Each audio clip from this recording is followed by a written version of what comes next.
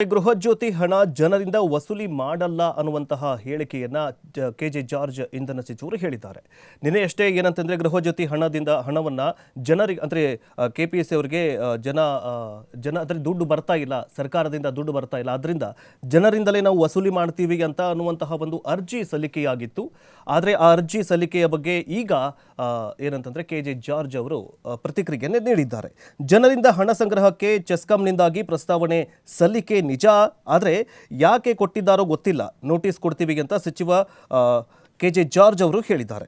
ಹಾಗಾದರೆ ಹಣ ನೀಡಿದ್ದಕ್ಕೆ ಚೆಸ್ಕಾಂ ಬೇಡಿಕೆ ಏನಿಟ್ಟಿದೆ ಅಂತ ನೋಡ್ತಾ ಹೋಗೋದಾದರೆ, ರಾಜ್ಯ ಸರ್ಕಾರ ಗೃಹಜ್ಯೋತಿ ಹಣವನ್ನು ಕೆಪಿಟಿಸಿಎಲ್ಗೆ ಪಾವತಿಸಿದ ಹಿನ್ನೆಲೆಯಲ್ಲಿ ಗ್ರಾಹಕರಿಂದಲೇ ಮುಂಗಡ ವಸೂಲು ಮಾಡುವುದಾಗಿ ಎಸ್ಕಾಂ ಅಧಿಕಾರಿಗಳು ಹೇಳಿದ್ದಾರೆ.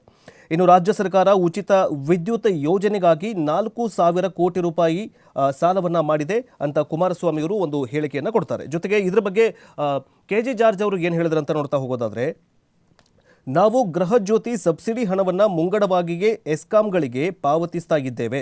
ಸಿಎಂ ಸಿದ್ದರಾಮಯ್ಯನವರು ಬಜೆಟ್ನಲ್ಲಿಯೇ ಹಣ ಮೀಸಲಿಟ್ಟಿದ್ದಾರೆ. ಹೀಗಾಗಿ ಗೃಹಜ್ಯೋತಿ ಯೋಜನೆಗೆ ತೊಂದರೆ ಇಲ್ಲ. ಚೆಸ್ಕಾಂ ಈ ಬಗ್ಗೆ ಅನಗತ್ಯ ಪ್ರಸ್ತಾವನೆಯನ್ನು ಸಲ್ಲಿಸಿದೆ. ಈ ಬಗ್ಗೆ ಕಾರಣ ಕೇಳಿ ಅವರಿಗೆ ನೋಟಿಸ್ ಕೊಡ್ತೇವೆ ಅಂತ ಹೇಳಿದ್ದಾರೆ. ಮೊದಲೇನಂತಂದರೆ ಚೆಸ್ಕಾಂ ಅಧಿಕಾರಿಗಳು ಅಂದರೆ ಚೆಸ್ಕಾಂ ಏನು ಮಾಡುತ್ತಂತಂದರೆ ಇವ್ರು ಗೊತ್ತಿಲ್ಲದೇ ಪ್ರಸ್ತಾವನೆಯನ್ನು ಸಲ್ಲಿಸುತ್ತಾ ಅನ್ನುವಂತಹ ಪ್ರಶ್ನೆ ಮೂಡುತ್ತೆ. ಯಾಕಂತಂದರೆ ಈಗಾಗಲೇ ಗೃಹಜ್ಯೋತಿ ಇಂಧನ ಸಚಿವರು ಹೇಳ್ತಾ ಇದ್ದಾರೆ, ಇಲ್ಲ ಇಂಥದ್ದು ಯಾವುದೂ ಬಂದಿಲ್ಲ, ನಮಗೆ ಬಂದಿದ್ರೂ ಕೂಡ ಅದರ ಬಗ್ಗೆ ನಾವು ತನಿಖೆಯನ್ನು ಮಾಡ್ತೀವಿ, ಏನು ಸಮಸ್ಯೆಗಳಾಗಿದೆ ಆ ಸಮಸ್ಯೆಗಳನ್ನು ನಾವು ಸಾಲ್ವ್ ಮಾಡ್ಕೊಳ್ತೀವಿ ಅಂತ ಹೇಳಿದ್ದಾರೆ. ಬಟ್ ಮುಂದಿನ ದಿನಗಳಲ್ಲಿ ಈ ಒಂದು ಹೇಳಿಕೆ ಎಷ್ಟರ ಮಟ್ಟಿಗೆ ಇಂಪಾರ್ಟೆಂಟ್ ತಗೊಳುತ್ತೆ, ಮಹತ್ವವನ್ನು ತೆಗೆದುಕೊಳ್ಳುತ್ತೆ ಅಂತ ಅದು ನೋಡಬೇಕಾಗಿದೆ. ನೋಡಿ, ಗೃಹಜ್ಯೋತಿ ವಿಚಾರಕ್ಕೆ ಸಂಬಂಧಪಟ್ಟಂತೆ ನೋಡೋದಾದ್ರೆ ಇವ್ರು ಏನು ಹೇಳ್ತಿದ್ದಾರೆ ಇವಾಗ ಅಂತ ಅಂದ್ರೆ, ಹೇಗೆ ನೋಟಿಸ್ ಕೊಟ್ಟರು, ಯಾಕೆ ನೋಟಿಸ್ ಕೊಟ್ಟರು ಅನ್ನೋದು ಗೊತ್ತಿಲ್ಲ. ಸೊ ಅದಕ್ಕೆ ಸಂಬಂಧಪಟ್ಟಂತೆ ನಾವು ಅವ್ರ ಹತ್ರ ಉತ್ತರ ಕೇಳ್ತೀವಿ ಅಂತ. ಸರ್ಕಾರದ ಅಂಡರ್ನಲ್ಲಿ ಬರುವಂತಹ ಕಚೇರಿಗಳು ಯಾವುದೇ ಕಾರಣಕ್ಕೂ ಸರ್ಕಾರಕ್ಕೆ ಗೊತ್ತಿಲ್ಲದೆ ನೇರವಾದಂಥ ಡಿಸಿಷನ್ ಅನ್ನ ತೆಗೆದುಕೊಳ್ಬಹುದಾ? ಹಾಗಿದ್ರೆ ಚೆಸ್ಕಾಂ ಯಾಕೆ ಈ ತರ ಹೇಳ್ತು? ನಿಮ್ ಗಮನಕ್ಕೆ ಬಂದೇ ಇರ್ಲಿಲ್ವಾ? ಹಾಗಿದ್ರೆ ಇಲ್ಲಿ ಸರ್ಕಾರ ನಡೆಸ್ತಾ ಇರೋದು ನೀವಾ ಅಥವಾ ಚೆಸ್ಕಾಂ ಅಧಿಕಾರಿಗಳ? ನಿಮ್ ಗಮನಕ್ಕೆ ಬಂದೇ ತಾನೇ ಎಲ್ಲವೂ ಆಗತ್ತೆ.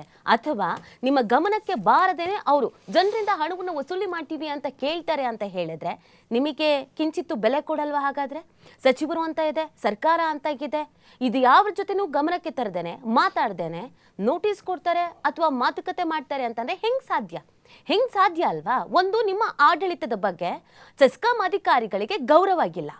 ಸಚಿವರ ಗಮನಕ್ಕೆ ತಂದು ನಾವು ಈ ಹಣವನ್ನ ವಸೂಲಿ ಮಾಡ್ತೀವೋ ಬಿಡ್ತೀವೋ, ಜನರಿಂದ ಕೇಳಬೇಕೋ ಕೇಳಬಾರ್ದು ಅಂತ ಚರ್ಚೆಗೆ ಮಾಡದೆ ಇನ್ನೊಂದು ಇಲಾಖೆಗೆ ಹೇಗೆ ಅವ್ರು ಕೇಳ್ತಾರೆ?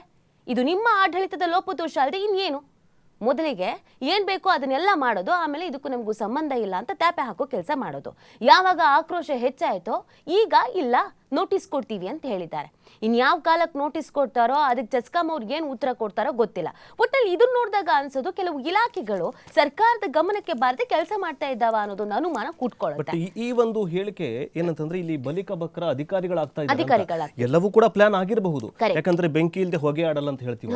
ಸೊ ಅದೇ ತರನಾಗಿ ಎಲ್ಲವೂ ಕೂಡ ಪ್ಲಾನ್ ಆಗಿರತ್ತೆ. ಏನೋ ಒಂದು ಮಾಡೋದಕ್ಕೆ ಹೋಗಿರ್ತಾರೆ, ಸೊ ಆ ಟೈಮಲ್ಲಿ ಸಿಕ್ಕಾಕೊಂಡ್ ಬಿಡ್ತಾರೆ. ಏನಂತ ಪ್ರೀ ಪ್ಲಾನ್ ಮಾಡ್ಕೊಳ್ಳೋದೇ ಏನೋ ಒಂದು ಮಾಡ್ಕೊಳ್ಳೋಕೆ ಹೋಗಿರ್ತಾರೆ. ಕೊನೆಯದಾಗಿ ಏನಾಗತ್ತಂತಂದ್ರೆ ಅಧಿಕಾರಿಗಳ ಮೇಲೆ ಬರುತ್ತೆ.